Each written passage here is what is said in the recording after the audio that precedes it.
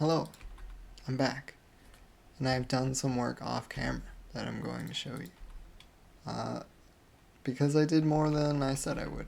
I think last time I said I was just going to move the circuit up. No, I don't remember. It's been too long and I didn't check, which maybe I should have, but whatever. So I moved the floor down because it wasn't low enough. I added this little water collection. So at the bottom, instead of having an enormous set of hoppers, we just have water that they can still burn in. And then the drops flow along the bottom, along this ice, which was a pain to collect, and maybe I'll talk about. And then, oh, I'm stuck forever. No, I'm not. And then over this hopper and into a chest. And we've got a bunch of iron because I've been doing stuff in the world. So that is the modifications to the golem farm. And then I went back to the initial house and collected some stuff that I left there, like sugarcane, and I started a little farm with these waterlogged leaves. Very cool. So you can just walk over it. Started a wheat farm and potatoes I got drop off of a zombie. I moved the animals over and bred them a little bit. There was a timely traveling villager salesman that I borrowed the leads from and will not be returning. But yeah, and those gave me the beds to start this modern dormitory for some villagers. And then I got these like 6 villagers, or 5 maybe, from the village. I just boated them all over and, dropped them in through a window up here. So it's very secure. And then got mostly maybe toolsmiths, I don't know the name, and then a mending villager. Just re-rolled that guy until I got mending. I think for 20 emeralds, which is pretty bad, but I'll use mending on everything, so I didn't really mind. And maybe we'll convert him to a zombie and back. I don't know. So the most of my time was spent just getting the ice at the bottom of this water elevator because I'm just the dumbest and went in so many different directions to try and get to a cold biome. And let me tell you, it's all hot biomes as far as the eye can see. But yeah, that's all the changes really. At least I think. I can't think of any off the top of my head. Any extra, rather. So yeah, today I've got some ideas. And we have essentially infinite iron, so there's really no reason not to be armored. Today, I wanted to start a creeper farm, since we have cats. And gunpowder is cool, and I want more of it. But to do that, I need some building blocks, because I really only have jungle wood and sand. And I would like more than just jungle wood and sand. Yeah. And then perhaps a better sugarcane farm. Automatic, maybe? That's an, not long term, but after the creeper farm, probably. Because I'm not planning on using paper as a source of emeralds for too long. I only really want to like bootstrap my villager trading scheme with it. And then I'll use, hopefully, iron to do that. That's why I started with so many toolsmiths, because they have an iron trade. Well, they will, but it's at the next level. Hence the need for paper, at least initially. Yeah, so we actually don't need to mine any of this. Only really coal and maybe some like diorite and stuff to build with. And I really want to find an amethyst geode, because that's like, you can make the dark glass with it. which you can see through, but light can't go through because, you know, it's a video game. And I think that would be really good in any mob farm, really, but especially a creeper farm, so I could see what's happening in it. So yeah, that's another goal of spelunking.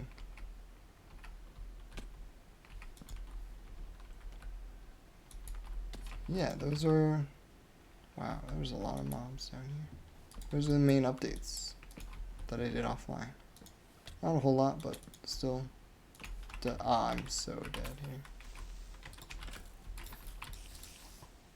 Oh no! Yeah, I'll just accept it. I think that cave is worth going back to. Poor preparation on my part, but not a whole lot of consequences other than a run back. But yeah, so my grandpa visited from out of state recently. It's a pretty long drive, so he doesn't make it often. But he has some interesting stories whenever he visits.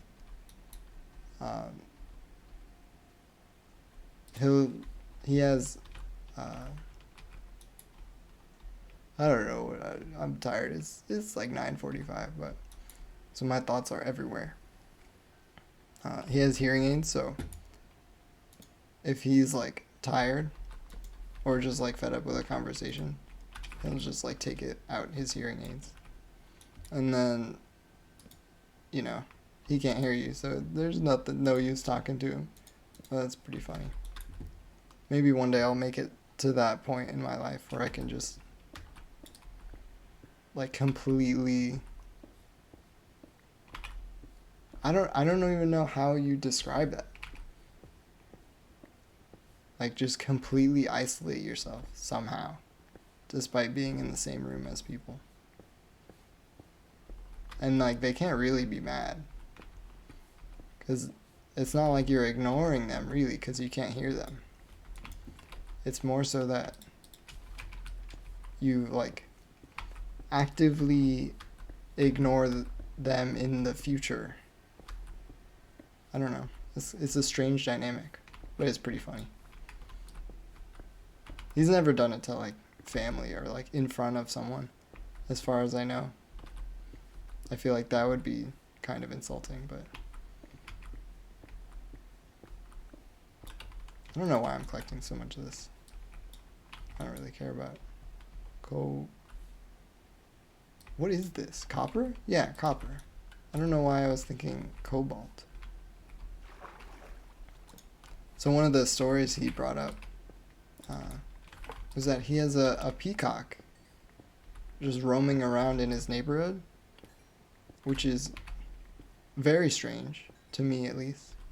Because the largest birds that I've ever seen are like a roadrunner on occasion. But even then, it's like maybe less than 10 occurrences in my life. And it's always like, oh, they're just passing through, running on the roads, as they say. Is that dripstone? Is it gonna kill me? No. But he has a full peacock roaming around, and he sent a picture of it just peeking through his back door. Wow, this is a terrible cave. And it pooping on his welcome mat, which is also kind of funny. But it in his words, it wasn't a problem until he scared Hank. That's where the peacock stepped over the line. And Hank is a hawk. Is not a human being. Hank is a groundhog that has taken residence under something in his backyard, just in the shade.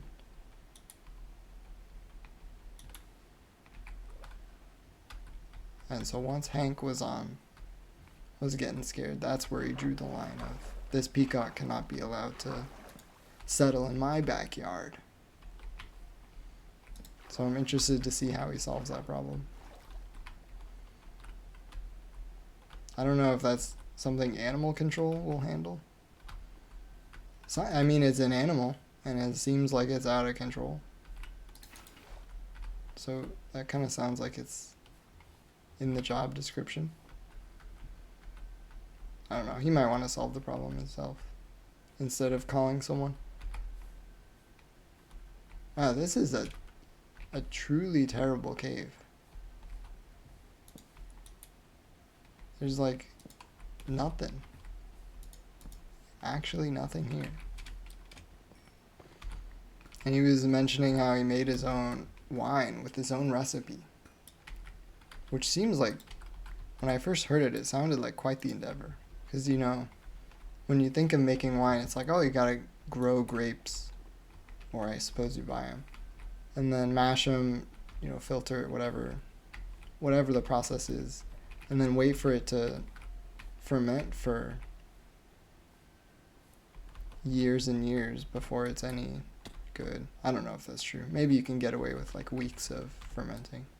I'll just dig straight down. What's the worst that can happen? But no, he was using apple juice. Supposedly he would just...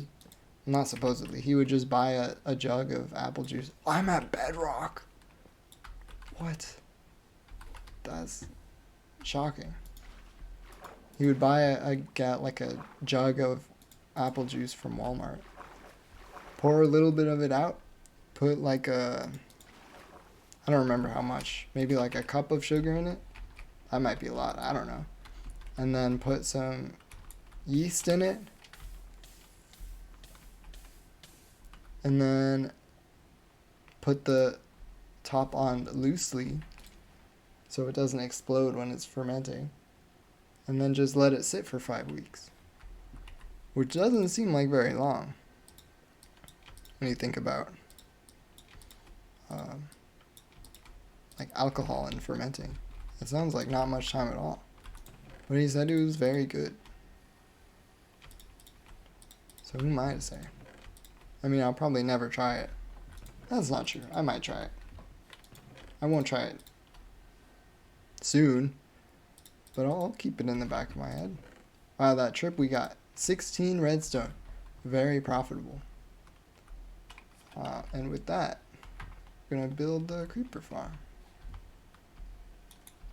I think eventually I'll do a copy of this iron farm on this side of the dormitory, just so we can, you know, get rates even higher. Because infinite iron is great, but it's slow infinite iron. Let's see. Right, and so he would stay with, like at our house, we have a guest bedroom that's most of the time is unoccupied. I'll put it over, maybe I'll put it over the water. Yeah. He would stay in a guest bedroom.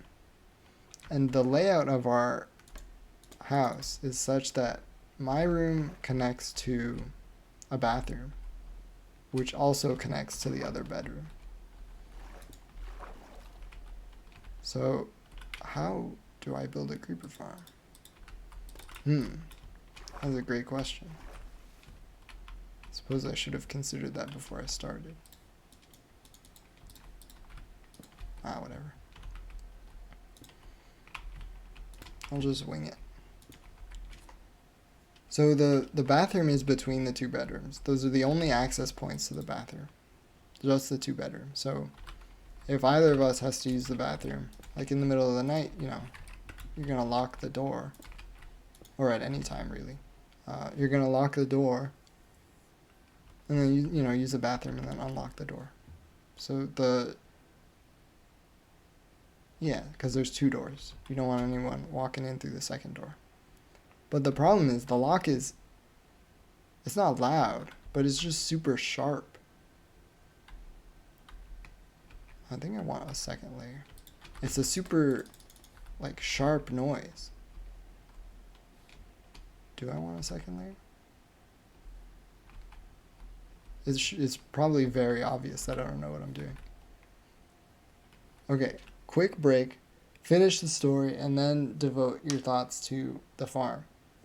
So I'll be just playing a game in the middle of the night, and by middle I mean like 10 p.m. because that's the middle of the night for me.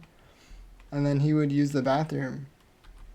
But you don't hear him walk in because it's behind a door. The only noise I would hear is just the click of the door being locked. And it would jump scare me literally every time. This is wrong. Like every single time that lock would give me like a pulse of adrenaline. Oh, it was no fun at all. Okay, anecdote complete. Now we can discuss the farm. So there's a couple ways I can go about this. If I want to be able to get XP from this farm, which I don't think I care about, then I would need to have them drop like 20 blocks or whatever. But there's better ways to farm XP in the future. And I won't be enchanting much since I have the source of villagers for books and stuff. So enchanting, not a huge problem, which means XP is not a huge problem for now. And I think an Enderman farm is better suited to that. So since I don't care about XP, I can do it exclusively for drops. And that means I just need them to die. Okay, cool. That's easy enough. Okay, so we put first layer. This is just for them to like slide around, I guess. Right. Yes, this is enough space for them to slide around. And this is where we will put our cat on this wood block. And then we'll do a second layer. And then I'm going to put these in a better spot. Okay, so we got first layer with a cat. Put this here for now. These are where the cats are going to sit. Second layer with a cat. I only have 2 cats. So we're only doing 2 layers, but we can always expand it upwards in the future. Okay, so creepers will run away from cats within 6 blocks. 1, 2, 3, 4, 5, 6. Okay, and then it will be like this. I think there's one more. I went into a creative world just to see what the like actual bounding circle looks like. And it looks like this. Yeah. And then we go this out 6. Okay, so we just do this. Cat sits where I am sitting. And then any creeper on any of these blocks will run outwards. And then we'll put trapdoors on all of these edges so they think they can keep running and they will just run off the edge. That's the plan. And then at the bottom, we just funnel them to one spot with like water flow, and then we can kill them with whatever we want. Probably lava. Alright, cool. Yeah. So that means I just build. Maybe? Yeah. Oh, I'm gonna run out of this stuff so fast. Yeah, I won't be able to finish both layers. That's okay. So a couple days ago, and by a couple days ago, I mean I don't actually know when this happened, but it was recently. My dad brought up the idea of like restaurants automating their staff away. You know, like replacing cashiers with the kiosks and replacing like waiters and waitresses with little delivery robots. Something looks wrong here. No, we're fine. It's just my field of view making it weird. And I was thinking about how like terrible people are to robots, just because they can be, and also because it's often not clear on how you're supposed to interact with them. Kind of like how people still get stuck in like escalators and stuff. Yeah, I need so much more of this. So I'm fairly confident that any effort to replace like customer facing jobs, not customer facing, but like customer interacting jobs with robots is just not going to go well. And the reason I say this is because, first off, people are just going to abuse the robots, I feel. Like there was that, I remember reading this headline so long ago. Someone built a robot to like walk across Canada or whatever. And it made it all the way across America, or Canada, but the moment it crossed the border to America, someone like destroyed it, like knocked it over and stuff. Just because it was, I don't know, maybe it's a robot. Maybe people are like discriminatory against robots. I don't know. They're just unfeeling, cold machines that I'm trapped. That won't. I don't know. It's hard for me to understand why you would just break a robot, but people do. So it's worth mentioning when you're considering automating your staff away. Also, the idea that you could have like a power outage and then your restaurant is just non-functional is also kind of silly. Or maybe your Wi-Fi goes down and your head chef drops dead. Like that's something you don't have to worry about. Your head chef just like, or all of your chefs at the same time, all instantly dropping dead. That would be a trip. But yeah, it just doesn't happen in normal kitchens. So there's just so much more opportunity for your entire restaurant to just stop functioning.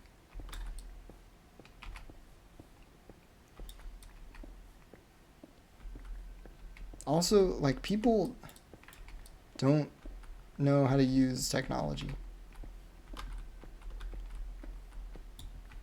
Like people, I don't know, anything more complicated than like a button will have people confused. There's a reason why, like, I don't know. I'll just kill myself in a good way. If there is a good way. In Minecraft, I guess there is. Yeah, people don't understand technology. They get stuck in escalators and elevators. Think of how many protections they have on elevators. They got 2 doors. And still people are dropping stuff down the crack and getting stuck.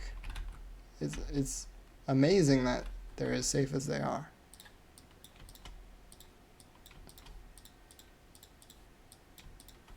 Hopefully this is enough for the 2 layers. Yeah, so I'm excited to see what restaurant is gonna take the leap into like automating away restaurant jobs. Or I guess the term would be manual.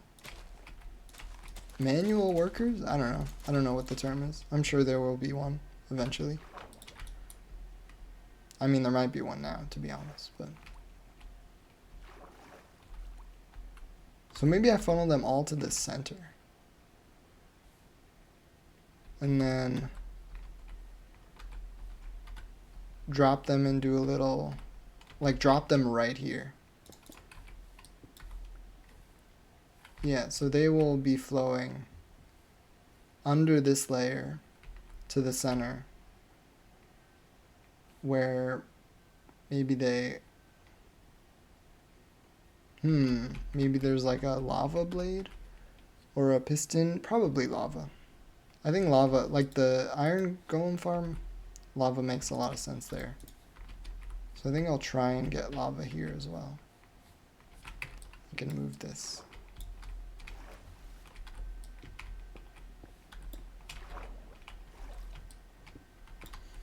I was also considering some techniques that I'd never used but were fun to think about for getting a channel from 0 views and subscribers to, you know, like an audience. And I think the strat is to just make a garbage parody video. I think that's the secret. I think you make a terrible parody video. Oh, I don't have nearly enough wood for all these trapdoors. Make a terrible parody video, and then that gets you your initial audience.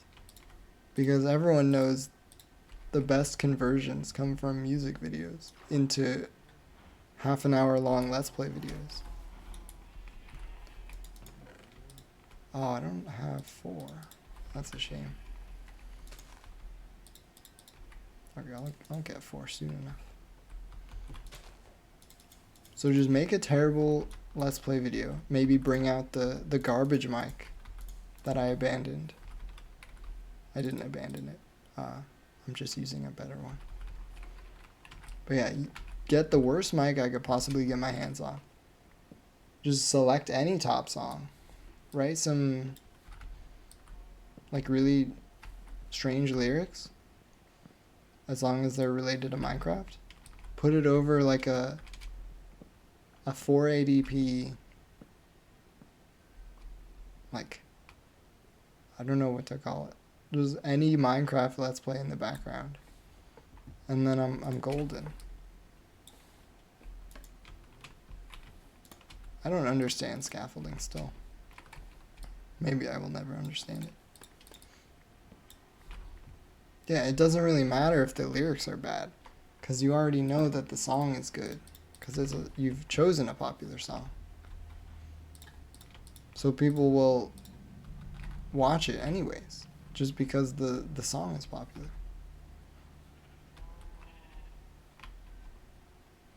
Yeah, I don't think that would work. But it's fun to think about.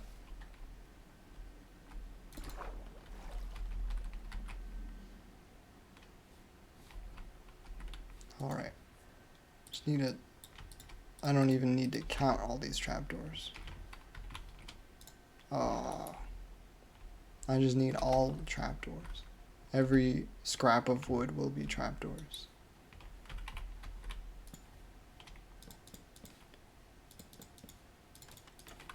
Another project I was working on, not recently, but within the last year, was a service that I called Gacha Live, which was my quest to